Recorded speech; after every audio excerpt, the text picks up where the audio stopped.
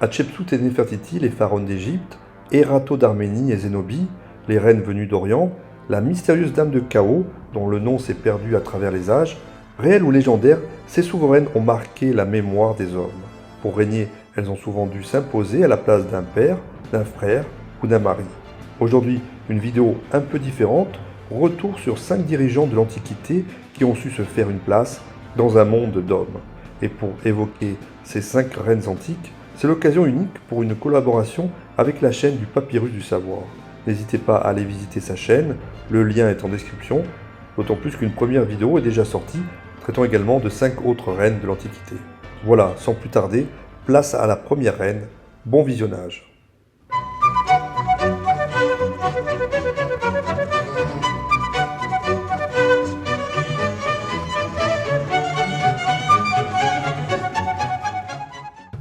Nous sommes en 1508 avant Jésus-Christ.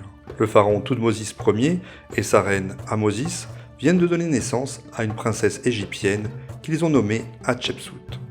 Elle est la fille unique du pharaon et si la lignée dirigeante avait été transmise aux filles dans l'Égypte antique, elle aurait très bien pu prétendre à la couronne royale dès l'âge de 12 ans suite au décès de son père. Cependant, Hatshepsut ayant épousé son demi-frère Thoutmôsis II pour devenir sa principale épouse et reine, c'est bien ce dernier qui régnera désormais de plein droit sur le pays. Ensemble, ils vont avoir une fille, Néphérou, pendant que Thoutmôsis II aura de son côté un fils qu'il va prénommer Thoutmôsis III avec l'une de ses concubines.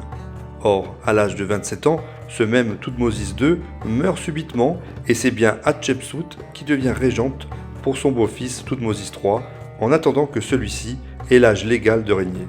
Il faut rappeler que même si la place de la femme égyptienne est bien plus appréciable que celle d'autres sociétés antiques, et que le panthéon égyptien se composait de 24 déesses égyptiennes, les plus puissantes étant Isis, Hathor, Bastet, Maat ou bien Nout, les dieux d'Égypte avaient cependant prétendument décrété que le rôle de roi ne pourrait jamais être rempli par une femme.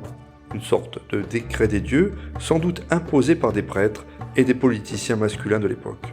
Il n'empêche qu'une souveraine avait déjà régné dans le passé, en tant que pharaon, une dénommée Néferu-Sobek, un règne survenu durant la 12e dynastie, mais qui n'avait duré que 4 petites années. Hatshepsut s'est-elle inspirée de cette pharaone première du genre? Quoi qu'il en soit, elle décide bel et bien de contourner ce décret interdisant les femmes de régner en se couronnant du fameux Némès, en l'occurrence la coiffe la plus emblématique des pharaons, un emblème royal qui perdurera jusqu'à la période ptolémaïque. Désormais, la reine est en possession de toutes les prérogatives d'un roi. Lors des cérémonies officielles, par exemple, elle va décider, afin de légitimer son pouvoir, de remplacer la robe fourreau et sa couronne de reine par le costume masculin de la royauté, à savoir un pagne court et une barbe postiche. Néanmoins, les textes religieux continuaient toujours d'utiliser le genre féminin pour parler d'elle. Cependant, il ne faut pas oublier qu'en théorie, Hatshepsut occupait un double trône, qu'elle partageait en effet avec Thoutmôsis III, dont elle ne contestait pas les droits. En ce sens, les actes de la royauté portaient effectivement bien les noms des deux rois. A noter que, traditionnellement, les statuettes d'hommes étaient peintes avec un pigment rouge foncé et les femmes avec un pigment jaune plus clair. Mais il est intéressant de signaler que les statues d'Hatshepsut étaient peintes avec un ton de peau orange unique, un mélange finalement entre les deux couleurs masculines et féminines. Au-delà de ses prétendus attributs masculins extérieurs, Hatshepsut a été une dirigeante brillante et efficace durant près de 21 ans. Sa plus grande réussite ayant été de rétablir les routes commerciales qui avaient été interrompues pendant l'occupation Hyksos de l'Égypte au cours de la deuxième période intermédiaire, soit entre 1650 et 1550 avant Jésus-Christ, et qui court jusqu'au début du Nouvel Empire. Le commerce avec le pays de Punt, un site d'échange et de négoce qui apparaît dans les récits de l'Égypte antique et dont la localisation est encore incertaine, a de plus apporté richesse et prospérité au pays des pharaons.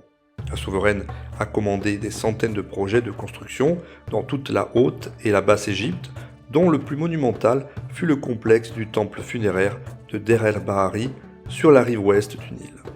En ce qui concerne sa politique étrangère, elle va entretenir principalement des relations diplomatiques et pacifiques, bien qu'elle mènera également des campagnes militaires en Nubie et en pays de Canaan, et effectuant des raids sur Byblos et au Sinaï. Hatshepsut va finalement mourir vers 1458 avant Jésus-Christ à l'âge de 40 ans. Son beau-fils Thoutmôsis III va tenter d'éradiquer toute preuve de son règne et au final, ce n'est que très récemment, vers 1822 de notre ère, lorsque les hiéroglyphes sur les murs de Der el-Bahari vont être enfin déchiffrés, que son existence et son incroyable règne vont être révélés. Alors que les momies de Thoutmôsis Ier, Thoutmôsis II et Thoutmôsis III ont été découvertes dans la cache royale DB 320 dans la vallée des rois, la dépouille d'Hatshepsut, elle, restait introuvable. En 1903, l'égyptologue Howard Carter, à qui l'on doit la découverte de la tombe de Toutankhamon en 1922, avait mis au jour les momies de 2 femmes dans la tombe KV60 de la vallée des rois à Luxor. L'une des momies se tenait dans un sarcophage, tandis qu'une autre était posée simplement sur le sol de la tombe. La première momie fut identifiée comme celle de Satré, la nourrice d'Hatshepsut. L'identité de la seconde demeurait inconnue jusqu'à présent. Alors que la momie de la nourrice avait été transférée au musée égyptien du Caire, l'autre avait été laissée sur le sol à l'intérieur de la tombe. La spécialiste américaine des nécropoles thébaines, Elizabeth Thomas, avait été la première à soulever la possibilité que la momie anonyme puisse être celle de la reine, ce qui lui avait valu d'être critiquée par d'autres spécialistes. L'argument principal de l'égyptologue était le fait que la momie avait le bras gauche replié sur la poitrine, ce qui dans l'Égypte antique était un geste propre aux momies royales. Elle ne portait aucune parure, pas de coiffe, ni de bijoux, ni de sandales, ni de faux ongles en or, aux pieds et aux mains, aucun de ces trésors chargés de suivre le défunt dans l'autre monde.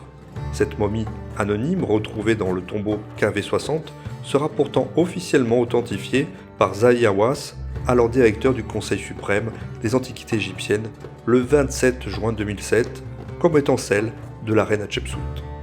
Grâce au CT scan, une technique d'imagerie permettant une recomposition du corps en 3 dimensions, les archéologues ont précisé qu'il s'agissait d'une femme d'une 50aine d'années qui était obèse et souffrait de diabète, ainsi que d'un cancer des os métastasés. Autre fait important, un fragment d'une molaire brisée retrouvée dans une urne funéraire au nom d'Hatshepsut et découverte dans la tombe KV20 correspond également à une dent manquante de la mâchoire de la momie anonyme. On estime que son décès aurait été causé des suites d'un abcès dentaire mal soigné. La momie d'Hatshepsut a été transférée depuis au musée égyptien du Caire avant d'être déplacée au musée national de la civilisation égyptienne le 3 avril 2021. Une fin digne pour celle qui reste connue pour être la première grande femme dont l'histoire ait gardé le nom.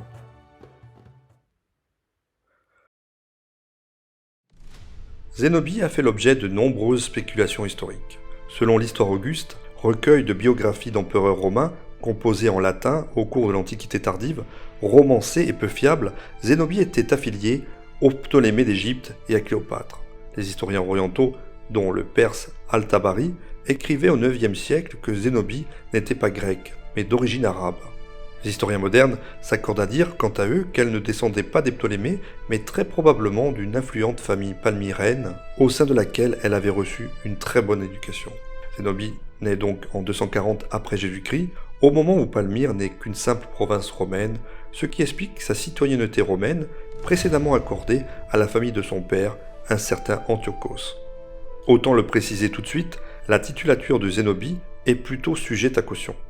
En effet, bien qu'elle portait effectivement le titre de reine, ce n'était pourtant pas celui de Palmyre, titre qui ne fut jamais attesté et qui n'avait de toute façon aucune raison d'être, puisque l'empire palmyrénien ne fut jamais un royaume pendant toute son histoire.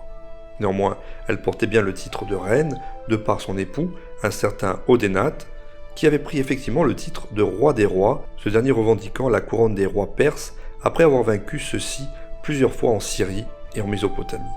C'est également grâce à cette union avec Odénate que Zénobie va pouvoir intégrer l'ordre sénatorial, en l'occurrence l'élite sociale de l'Empire romain. Odénate, un souverain dont la notoriété est celle de son fils Aéran, né d'un premier mariage, ne cessera de croître à partir du IIIe siècle après Jésus-Christ. Cependant, cette ascension sera de courte durée, car cet époux est soudainement assassiné avec son fils en 267. De ce double assassinat, on ne sait rien du lieu, des circonstances, du ou des meurtriers, ou bien même des causes. Les sources sont pauvres et contradictoires. Ce qui est certain en tout cas, c'est que cette disparition du père et du fils projette Zénobie sur le devant de la scène.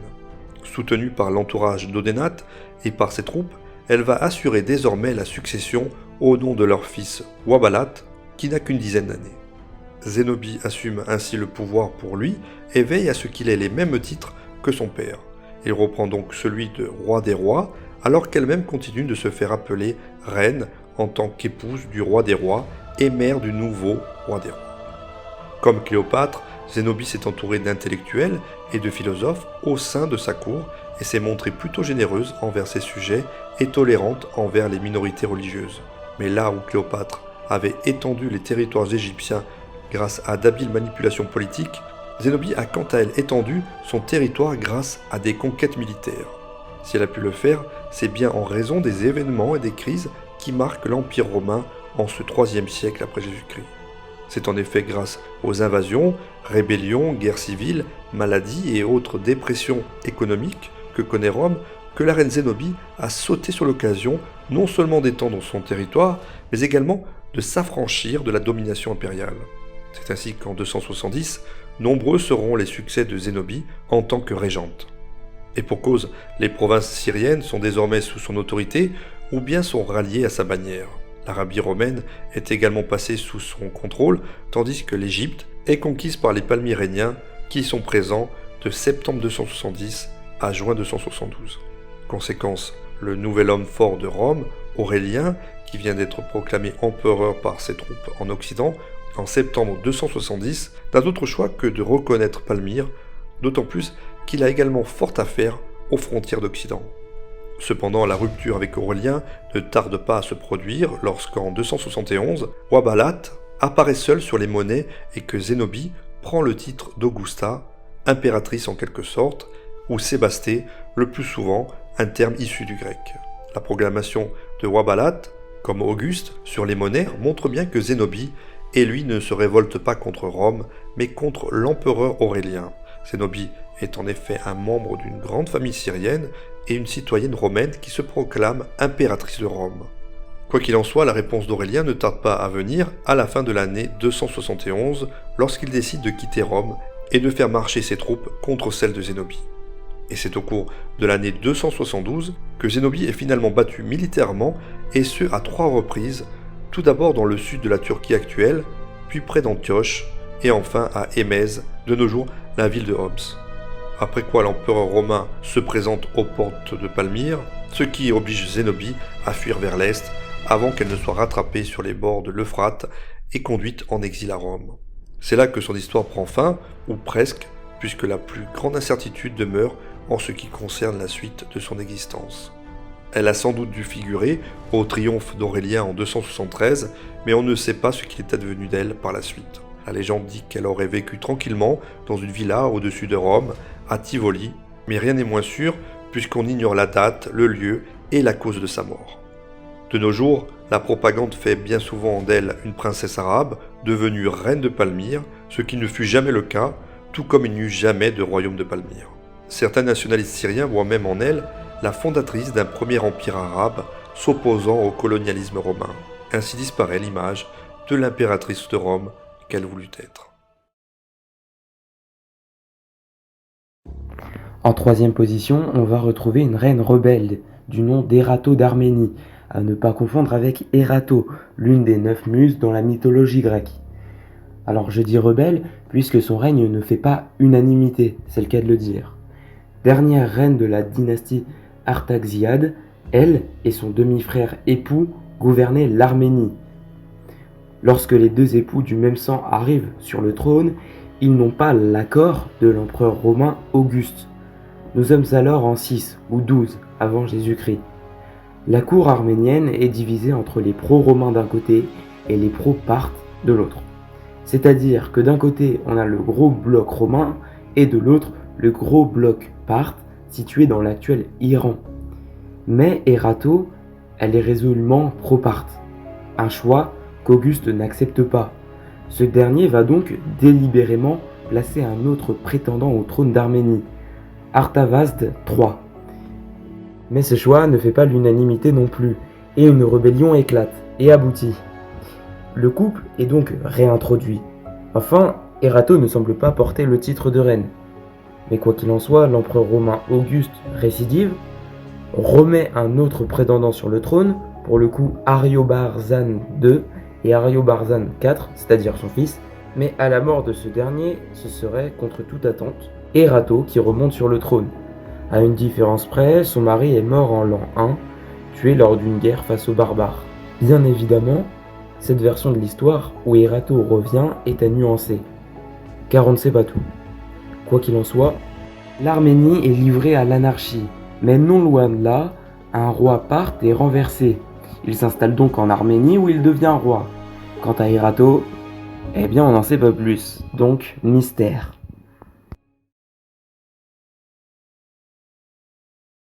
Néfertiti était l'épouse d'Akhénaton, souverain de la 18e dynastie.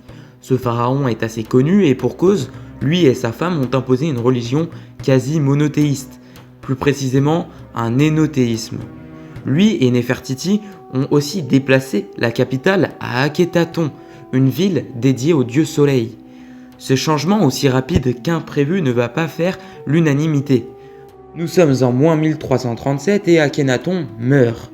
Le couple royal, devenu impopulaire à cause, entre autres, des réformes, subit la pire des sentences, la damnatio memoriae, soit une condamnation post-mortem par l'oubli. Mais les égyptologues ont réussi à redécouvrir le couple royal, et une chose étonnante est vite apparue. La reine Néfertiti est anormalement présente, à tel point que l'on peut se demander si elle n'exerçait pas un certain pouvoir. En réalité, le fait de donner autant d'importance à Néfertiti avait un objectif, celui de renforcer le côté divin de la famille royale. Ainsi, la reine avait une importance considérable sur le plan religieux et politique. Malheureusement, la mort d'Akhénaton est le marqueur du début de la fin pour le règne de Néfertiti. La mort d'Akhénaton a accentué un sentiment d'incompréhension et de confusion au sein du peuple et de la cour, lesquels avaient déjà subi le changement de religion et de capitale. Dès lors, Néfertiti disparaît totalement des sources, au profit d'un certain et fameux Toutankhamon.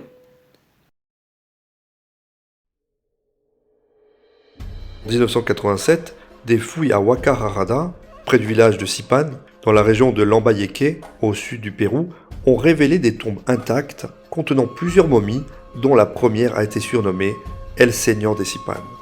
Il s'agit du plus important complexe funéraire d'une culture précolombienne, pré-incaïque, découverte à ce jour, celle des Moche. Les bijoux et ornements d'or, d'argent et de cuivre et de pierres précieuses découverts indiquaient clairement qu'on avait affaire à un personnage du plus haut rang. En 2006, à Huaca El Bruro, sur la côte nord du Pérou, surplombant le Pacifique, une autre momie a été découverte, sauf que cette fois-ci, il s'agissait d'une femme. La dame de Cao, comme on l'a surnommée, était âgée d'environ 20 à 25 ans lors de son décès il y a 1500 ans, un décès sans doute lié à une complication lors d'un accouchement. Une deuxième jeune femme, probablement un sacrifice, avait été enterrée à ses côtés. Les deux pyramides principales, Huaca del Sol et Huaca de la Luna, à El Bruro, étaient autrefois le centre des célébrations sociales et religieuses de la culture moche. Lorsque les archéologues péruviens ont découvert des images de la vie moche représentées sur les murs des tombes, ils étaient convaincus que les images étaient des représentations idéalisées de la société ou bien des divinités liées à leur culte. C'est pourtant le cas, puisque sur l'un des murs est représenté un rituel montrant des individus ligotés, vaincus et nus marchant vers la plateforme supérieure de la Grande Pyramide, où leur gorge est ensuite tranchée en sacrifice à une divinité suprême. On y voit également une grande coupe en argent, la marque des souverains dans la société moche, utilisée pour recueillir le sang qui est aussitôt consommé par une sorte de prêtresse reine. Avant cette découverte, on pensait que la société moche était gouvernée par des hommes, surtout après la découverte du seigneur de Sipan. Sauf qu'il faut bien se rendre à l'évidence, puisqu'on a bel et bien affaire ici à une véritable dirigeante. Une découverte d'importance donc, qui a bouleversé les hypothèses jusque-là en vigueur au sujet du rôle des femmes dans les civilisations précolombiennes du Pérou. Une découverte qui a permis de montrer que dans cette région du globe, des femmes pouvaient exercer un réel pouvoir politique. Comment en est-on arrivé à cette conclusion ? Eh bien principalement grâce à la richesse des artefacts découverts dans sa tombe près de la momie.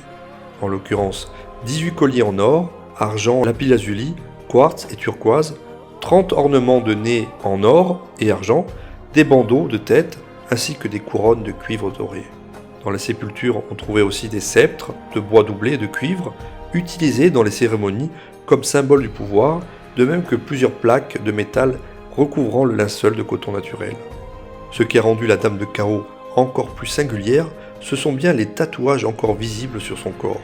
En effet, même si les Moche n'avaient pas l'habitude de momifier leurs morts, le climat sec de la région s'en est chargé pour eux, préservant la Dame de Chaos, de même que ces mystérieux tatouages représentant des serpents et des araignées, symbolisant sans doute la fertilité de la terre, mais pouvant également donner une indication sur ses dons de divineresse. Personne ne connaît les circonstances exactes de la vie de la Dame de Chaos, mais ce qui est certain, en revanche, c'est qu'elle a reçu les mêmes honneurs à sa mort que les plus hauts dirigeants masculins. Comme pour Hatshepsut, la technologie moderne a également redonné vie à la Dame de Chaos grâce à une reconstitution faciale en 3D. Un musée ouvert en 2009 a même été aménagé dans le pavillon d'entrée du site qui présente la momie et le trésor qui l'entourait. Depuis, d'autres découvertes ont étayé l'hypothèse de ces femmes dirigeantes au sein de la société Moche, notamment celle faite en août 2013 sur le site de San José de Moro, dans la vallée de Recuetepeque, dans le nord du Pérou. Une femme donc enterrée dans une large chambre funéraire, à 6 mètres de profondeur et accompagnée de 2 de ses suivantes ainsi que de 5 enfants. Toujours à ses côtés, un collier de pierres précieuses, mais également et surtout un important indice sur son identité. Une coupe en argent, celle-là même qui apparaît dans les représentations artistiques Moche des sacrifices humains et qui était destinée à recueillir le sang des sacrifiés avant d'être bu. Jusqu'à présent, de tels artefacts n'ont été retrouvés que dans les tombeaux de puissantes reines prêtresses. Preuve en est que cette femme a sans doute occupé un rôle similaire à celui de la Dame de Chaos. Mais ceci est une autre histoire qui sera contée une autre fois. Voilà, j'espère que la vidéo vous a plu. Comme toujours, n'hésitez pas à mettre un petit pouce vers le haut, à commenter, à partager. Ça ne semble rien, mais ça aide vraiment au référencement de la chaîne. Vous avez toujours Tipeee ou Utip si vous voulez aider financièrement la chaîne. Quant à nous, on se retrouve très prochainement, ou bien tout de suite, si vous souhaitez visionner une autre vidéo de la chaîne.